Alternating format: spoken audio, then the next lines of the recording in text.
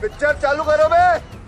चलो भाई देखो अपने क्या कर। अनुराग भाई और उनकी पार्टी जो है वो ये चाहती है कि योगी आदित्यनाथ उनकी पार्टी की तरह चले, जो ना तो योगी आदित्यनाथ चलेंगे, ना नरेंद्र मोदी चलेगी, ना भारतीय जनता पार्टी चलेगी। अच्छा, जहां तक सीओ अनुज चौधरी के बयान की बात है तो देखिए, पुलिस का काम कानून के प्रति सम्मान करवाना भी है और कानून का भय दिखाना भी है। अनुज चौधरी ने जो कहा उसमें उन्होंने दोनों समुदाय की बात की, लेकिन उसका एक ही पक्ष बार बार दिखाया जा रहा है। पहली बात तो ये,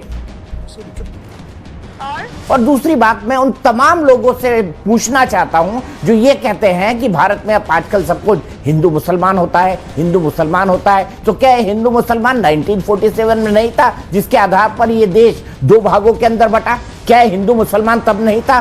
क्या हिंदू मुसलमान तब नहीं था जब इस देश के अंदर तुष्टीकरण की राजनीति हुई, मुसलमानों को आगे बढ़ाया जाते रहा सर्टेन पॉलिटिकल सेक्टर्स के द्वारा, सेक्युलरिज्म की राजनीति के नाम पर, और हिंदुओं को दबाया जाता रहा? झूठ बोलो, बार बार झूठ बोलो। आजकल जो है भारतीय जनता पार्टी जो कि हिंदू वोट बैंक की राजनीति करते हुए दिखाई देती है, तो भारतीय जनता पार्टी का मुखर विरोध हो जाता है। वो ये कहने लगते हैं कि बार बार देखिए हिंदू मुसलमानों की राजनीति हो रही है, लेकिन ये भारतीय राजनीति में ये फैक्ट हमेशा से विद्यमान रहा है। कभी दबा है, कभी खुलकर सामने आया है। आज की तारीख में खुलकर सामने आ रहा है। तू समझा? हाँ। और मैं ये बात खास तौर से सतीश भाई से पूछना चाहूंगा। सतीश भाई, मुझे बताइए कि मुस्लिम बहुल क्षेत्र या जहां पर मुस्लिम आबादी एक सर्टेन परसेंटेज 70 से 80% से अधिक है, उन्हीं क्षेत्रों को संवेदनशील क्यों कहा जाता है?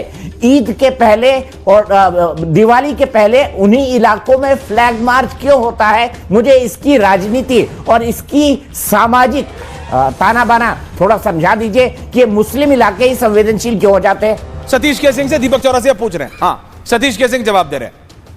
मजा नहीं आ रहा है। अभी मजा आएगा ना भिड़ो।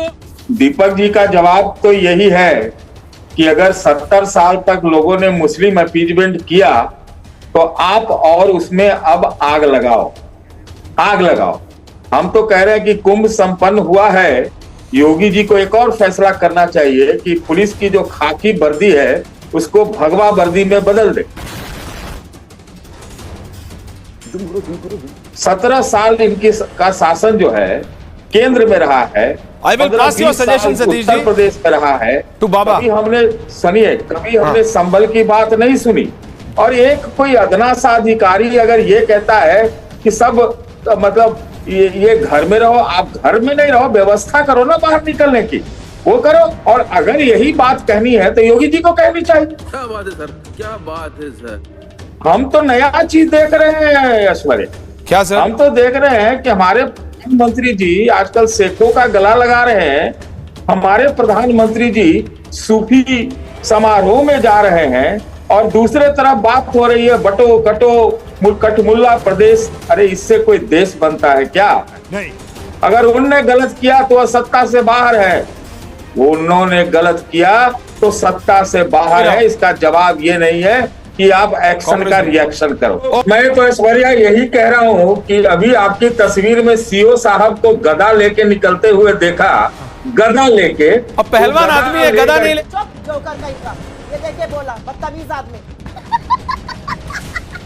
मुसलमानों के 52 जुम्मे वो गदा से बंद करा, सबसे तो बढ़िया यही रहेगा। हमको कोई दिक्कत नहीं कि 4000 रुपया खर्चा होता है कुंभ पे, ये पे, वो पे, लेकिन थोड़ा नियत देखी जानी चाहिए। आप सोच रहे हैं कि विकसित भारत बनाएंगे, उसकी इबारत लिखी जा रही है इस प्रकार से कि ये कभी नहीं हो पाएगा। ये सूफी कार्यक्रम में जाने से ही होगा शर्मा जी। गजब बेइज्जती है।